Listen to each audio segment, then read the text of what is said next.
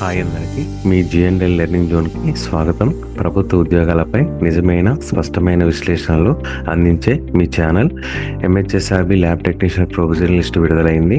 ఇది top score నుండి చివరి మార్క్స్ వరకు ర్యాంక్ వైజ్ సిస్టంలో అమర్చబడి ఉంది. ఈ వీడియోలో మీరు తెలుసుకోబోయేది మీ మార్క్స్ ఎక్కడ నిలిచాయి, మీ ర్యాంక్ తర్వాత ఎవరు ఉన్నారు, మీ జోన్కి సంబంధించిన పూర్తి వివరాలు and rank wise cut off analysis చేయబడింది. మరియు ఒక ముఖ్యమైన విషయం, గతంలో నేను చేసిన అంచనాలు ఈసారి వచ్చిన లిస్టుతో పోలిస్తే 1-2 చిన్న తప్పులు తప్ప దాదాపుగా 100% సరిగ్గా వచ్చాయి. దీని అర్థం నేను చెప్తున్న అనాలిసిస్ పూర్తిగా అఫీషియల్ డేటా ఆధారంగానే ఉంటుంది. కాబట్టి ఈ వీడియోని చివరి వరకు చూడండి. మీరు ఎక్కడ ఉన్నారు, ఎవరెవరు ముందున్నారు, ఇంకా మీ సెలక్షన్ అవకాశాలు ఎంతవరకు ఉన్నాయో స్పష్టంగా తెలుస్తుంది. కానీ గుర్తుంచుకోనండి, చాలామంది వీడియోలు చూస్తున్నారు కానీ సబ్స్క్రైబ్ చేయడం మర్చిపోతున్నారు. మా కష్టానికి మద్దతుగా సబ్స్క్రైబ్ చేయడం, షేర్ చేయండి, మీ ఫ్రెండ్స్కి ఫార్వర్డ్ చేయండి. మీ సపోర్ట్తోనే మేము మరిన్ని ప్రభుత్వ ఉద్యోగాలపై నిజమైన విశ్లేషణలు తీసుకురాగలుగుతాం. మీ రాబోయే సెలక్షన్స్కి శుభాకాంక్షలు అండి. అలానే ఇంకొక విషయం గుర్తుపెట్టుకోవాలండి, మీరు ఇక్కడ చాలామంది క్వశ్చన్స్ అడుగుతున్నారు. ఏంటంటే మహిళల రిజర్వేషన్ గురించి.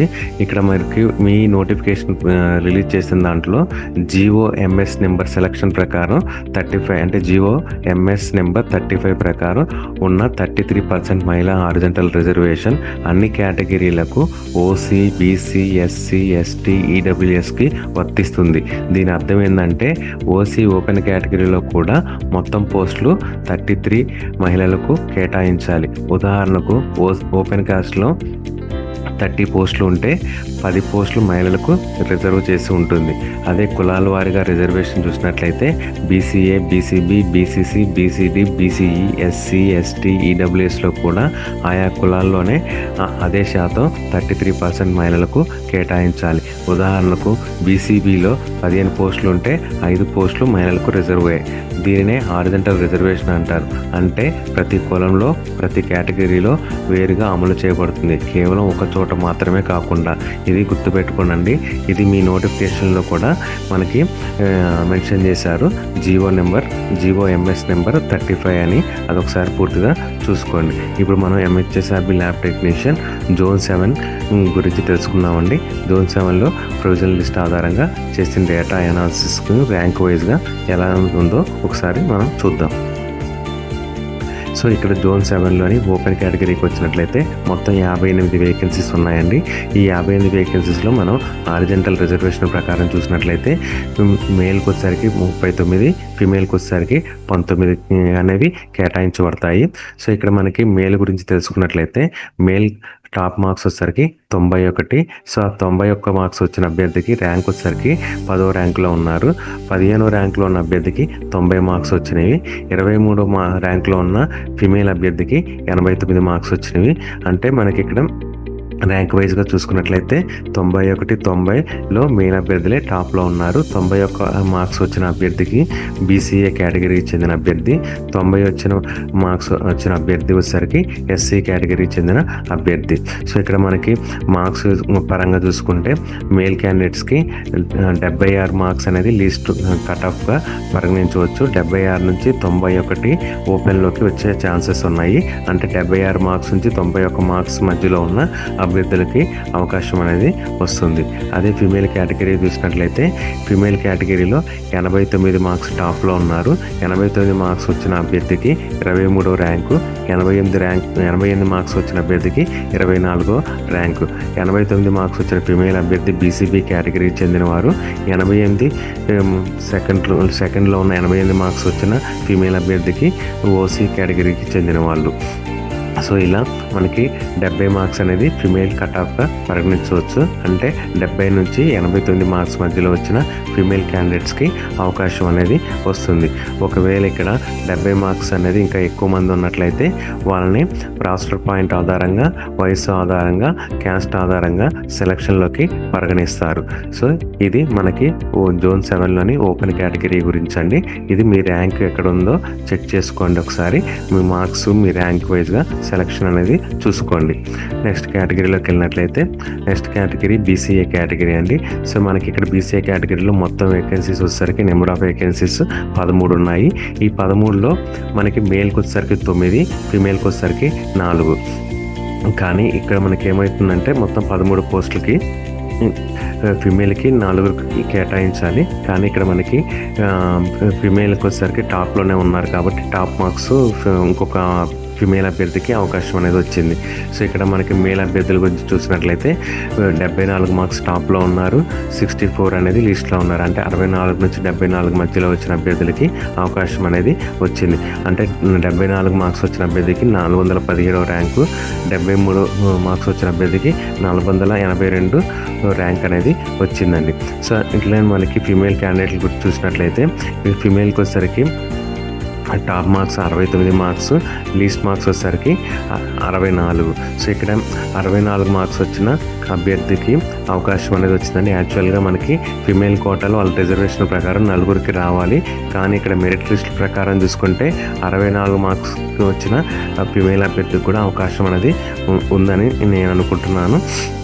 ఎందుకంటే ఇక్కడ 64 మార్క్స్ మేల్ అభ్యర్థి తర్వాత మళ్ళీ 63 ఉన్నారు. ఇక్కడ 64 అనేది ఫీమేల్ క్యాండిడేట్ ఉంది కాబట్టి ఫీమేల్కి అవకాశం అనేది వస్తుంది. సో ఓవరాల్గా చూసుకున్నట్లయితే మేల్కి వచ్చేసరికి 64 నుంచి 74 మధ్యలో అవకాశం ఉంటుంది. ఫీమేల్కి వచ్చేసరికి 64 నుంచి 69 మధ్యలో అవకాశం అనేది వస్తుంది. అదే నెక్స్ట్ కేటగిరీలోకి వెళ్ళినట్లయితే బీసీబీ కేటగిరీ అండి. సో ఈ బీసీబీ కేటగిరీలో మొత్తం మనకి 16 వేకెన్సీస్ ఉన్నాయి. సో మేల్కి వచ్చేసరికి 11, ఫీమేల్ వచ్చేసరికి 5.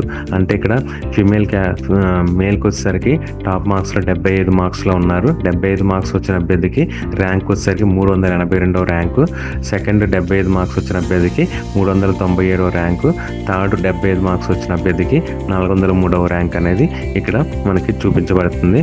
అలానే లాస్ట్లో వచ్చిన 69 మార్క్స్ వచ్చిన అభ్యర్థి ర్యాంక్ వచ్చేసరికి 725. అంటే ఇక్కడ మనకి 69 నుంచి 75 మార్క్స్ మధ్యలో వచ్చిన 11 మందికి అవకాశం అనేది వస్తుందండి. సో అలానే ఇక్కడ మనకి ఫీమేల్ కేటగిరీ చూసినట్లయితే ఫీమేల్ కేటగిరీలో 68 మార్క్స్ టాప్లో ఉన్నారు. 65 మార్క్స్ వచ్చిన అభ్యర్థికి 899 ర్యాంక్ అనేది వచ్చింది. అదే లాస్ట్లో వచ్చిన 58 మార్క్స్ వచ్చిన అభ్యర్థికి 2434 ర్యాంక్ అనేది వచ్చింది. అంటే 58 నుంచి 68 మధ్యలో ఉన్న 5కి అవకాశం అనేది వస్తుంది. ఇది మనకి బీసీబీ కేటగిరీ హారిజాంటల్ రిజర్వేషన్ ప్రకారం చేసిన ర్యాంక్ వైజ్ అనాలిసిస్ అండి. ఇది నెక్స్ట్ కేటగిరీలోకి వెళ్ళినట్లయితే బీసీసీ కేటగిరీ అండి. సో ఇది మనకి ఇది చూసినట్లయితే నెంబర్ ఆఫ్ వేకెన్సీస్ 3 ఉన్నాయండి. సో మేల్ వచ్చేసరికి 2, ఫీమేల్ వచ్చేసరికి 1. సో మనకి మేల్ చూసినట్లయితే 73 మార్క్స్ వచ్చిన అభ్యర్థికి 475 ర్యాంక్ వచ్చింది. 69 మార్క్స్ వచ్చిన మేల్ అభ్యర్థికి 783 మార్క్స్ వచ్చినాయి. సో అలానే ఫీమేల్ క్యాండిడేట్లు ఒకరికి సెలెక్ట్ అవుతారు. 61 మార్క్స్ వచ్చిన ఫీమేల్ క్యాండిడేట్ ర్యాంక్ వచ్చేసరికి 1749 ర్యాంక్ వచ్చిందండి. సో ఇది స్పష్టంగా మనకి క్లియర్గా తెలిసిపోతుంది. వీళ్ళ ముగ్గురికి కంపల్సరీగా జాబ్ అనేది వస్తుంది అనేది నా అనాలిసిస్ ప్రకారం నేను అనుకుంటున్నాను. ఎందుకంటే ఉన్నదే చాలా తక్కువ మంది బీసీసీలో. సో వీళ్ళు టాప్లో ఉన్నారు కాబట్టి ఈ టాప్ ముగ్గురికి జాబ్ వచ్చే అవకాశం అనేది ఉందండి. నెక్స్ట్ కేటగిరీలోకి వెళ్ళినట్లయితే బీసీడీ కేటగిరీ అండి. సో ఈ బీసీడీ కేటగిరీలో మొత్తం 12 వేకెన్సీస్ ఉన్నాయి. సో మనకి దీంట్లో హారిజాంటల్ రిజర్వేషన్ ప్రకారం చూసినట్లయితే మేల్కి వచ్చేసరికి 8 మంది, ఫీమేల్కి వచ్చేసరికి 4కి అవకాశం అనేది ఉంటుంది. సో ఇక్కడ మేల్ అభ్యర్థులకి టాప్లో వచ్చేసరికి 75 మార్క్స్ ఉన్నారండి. 75 మార్క్స్ వచ్చిన అభ్యర్థికి ర్యాంక్ వచ్చేసరికి 399 ర్యాంక్ అనేది వచ్చింది. లాస్ట్లో ఉన్న 72 మార్క్స్ వచ్చిన అభ్యర్థికి 588 ర్యాంక్ అనేది వచ్చింది. అంటే మనకి ఇక్కడ చూడాలి ఏంటంటే 72 నుంచి 75 మార్క్స్ మధ్యలో వచ్చిన 8 మందికి అవకాశం అనేది వస్తుంది. అదే ఫీమేల్ కేటగిరీలో చూసినట్లయితే 69 మార్క్స్ వచ్చిన అభ్యర్థులకి అవకాశం ఉందండి. ఇక్కడ మొత్తం కూడా 69 ముగ్గురికి వచ్చిందండి, 66 ఒకరికి వచ్చింది. సో 66 నుంచి 69 మార్క్స్ మధ్యలో వచ్చిన అభ్యర్థులకి 4కి అవకాశం ఉంటుంది. 69 మార్క్స్ వచ్చిన 69 మార్క్స్ వచ్చిన అభ్యర్థికి ర్యాంక్ వచ్చేసరికి 850 ర్యాంక్ వచ్చింది. సెకండ్ 69 వచ్చిన అభ్యర్థి అభ్యర్థికి 864 ర్యాంక్ వచ్చింది. థర్డ్ అభ్యర్థికి 69 వచ్చిన మార్క్స్ 872 ర్యాంక్ వచ్చింది. 66 మార్క్స్ వచ్చిన లాస్ట్ అభ్యర్థికి 1117 ర్యాంక్ అనేది వచ్చిందండి. సో ఇలా మనం ర్యాంకుల వైజ్గా చూసుకొని మన మార్క్స్ ఎక్కడి వరకు ఉన్నాయో చూసుకుంటే మనకు తెలిసిపోతుందండి. సో ఇది బీసీడీ కేటగిరీ గురించి అండి. సో నెక్స్ట్ కేటగిరీకి వెళ్ళినట్లయితే నెక్స్ట్ కేటగిరీలో బీసీఈ కేటగిరీ. సో ఈ బీసీఈ కేటగిరీలో మొత్తం మనకి నెంబర్ ఆఫ్ వేకెన్సీస్ వచ్చేసరికి 7 ఉన్నాయండి. సో మేల్కి వచ్చేసరికి 5, ఫీమేల్కి వచ్చేసరికి 2 రావాలి. సో ఇక్కడ మనకి మేల్ టాపర్ వచ్చేసరికి 72 మార్క్స్ 552 ర్యాంకుతో ఉన్నారు. సెకండ్ టాపర్ వచ్చేసరికి 71 676 ర్యాంకుతో ఉన్నారు. సో లీస్ట్ వచ్చేసరికి 68 889 ర్యాంకుతో ఉన్నారు. సో ఇక్కడ మనకి యాక్చువల్గా 5కి ఫిమేల్ క్యాండిడేట్స్కి రావాలండి, కానీ 68 తర్వాత మొత్తం కూడా ఫిమేల్సే ఉన్నారు. సో వాళ్ళకి అవకాశం అనేది వచ్చింది. ఒక సీటు వాళ్ళకి రావాల్సిన రిజర్వేషన్ ప్రకారం 2 సీట్లతో పాటు ఇంకొక పోస్ట్ కూడా వాళ్ళకే వచ్చే అవకాశం అనేది ఉంది. ఎందుకంటే ఇక్కడ మనకి ఫీమేల్ కేటగిరీలో టాప్ మార్క్స్ వచ్చేసరికి 68 మార్క్స్, ర్యాంక్ వచ్చేసరికి 932 ర్యాంక్ ఉంది. 67 మార్క్స్ వచ్చిన అభ్యర్థికి 1082 ర్యాంక్ వచ్చింది.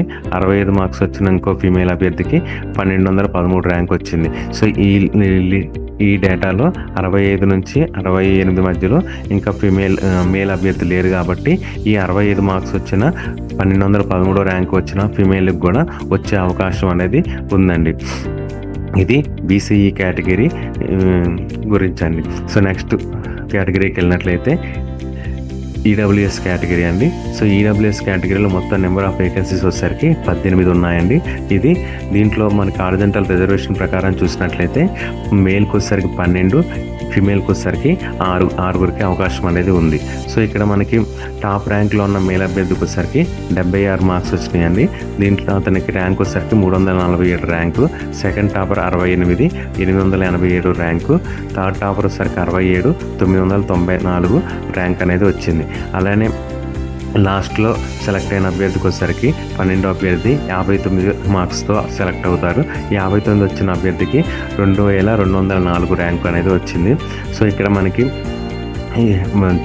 చూడాల్సిన విషయం ఏంటంటే ఈడబ్ల్యూఎస్ కేటగిరీలో మేల్ అభ్యర్థులు 59 నుంచి 76 మార్క్స్ మధ్యలో వచ్చిన అభ్యర్థులకి అవకాశం అనేది వస్తుంది.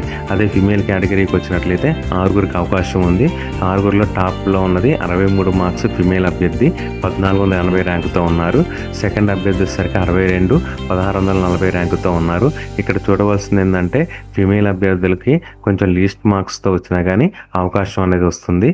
45 మార్క్స్తో ఉన్న లాస్ట్ అభ్యర్థి 6499 ర్యాంకుతో ఉన్నారు. 47 మార్క్స్ వచ్చిన అభ్యర్థికి 5487 ర్యాంక్ వచ్చింది. సో ఇలా మనకి ఫీమేల్ అభ్యర్థుల గురించి సెలక్షన్కి వచ్చినట్లయితే 45 మార్క్స్ నుంచి 63 మార్క్స్ మధ్యలో వచ్చిన 6 మాత్రం అవకాశం అనేది వస్తుంది. అదే మేల్కి అయితే 59 నుంచి 76 మార్క్స్ మధ్యలో వచ్చిన అభ్యర్థులకి 12 మందికి అవకాశం అనేది వస్తుందండి. నెక్స్ట్ కేటగిరీలోకి వెళ్ళినట్లయితే ఎస్సీ కేటగిరీ అండి. సో ఇది ఎస్సీ కేటగిరీలో మొత్తం మనకి నెంబర్ ఆఫ్ వేకెన్సీస్ వచ్చేసరికి 28 ఉన్నాయి. ఈ 28లో మనకి హారిజాంటల్ రిజర్వేషన్ ప్రకారం చూసుకున్నట్లయితే మేల్కి 19, ఫీమేల్కి వచ్చేసరికి 9. అంటే మనకి మేల్ గురించి తెలుసుకున్నట్లయితే మేల్కి టాప్ మార్క్స్ వచ్చేసరికి 75 మార్క్స్, ర్యాంక్ వచ్చేసరికి 390 ర్యాంకులో ఉన్నారు. అదే సెకండ్ టాపర్ వచ్చేసరికి 74 మార్క్స్తో 470 ర్యాంకుతో ఉన్నారు.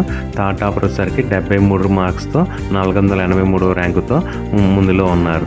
అంటే లాస్ట్కి వచ్చేసరికి మేల్కి వచ్చేసరికి 64 మార్క్స్తో 1368 ర్యాంకుతో ఉన్నారు.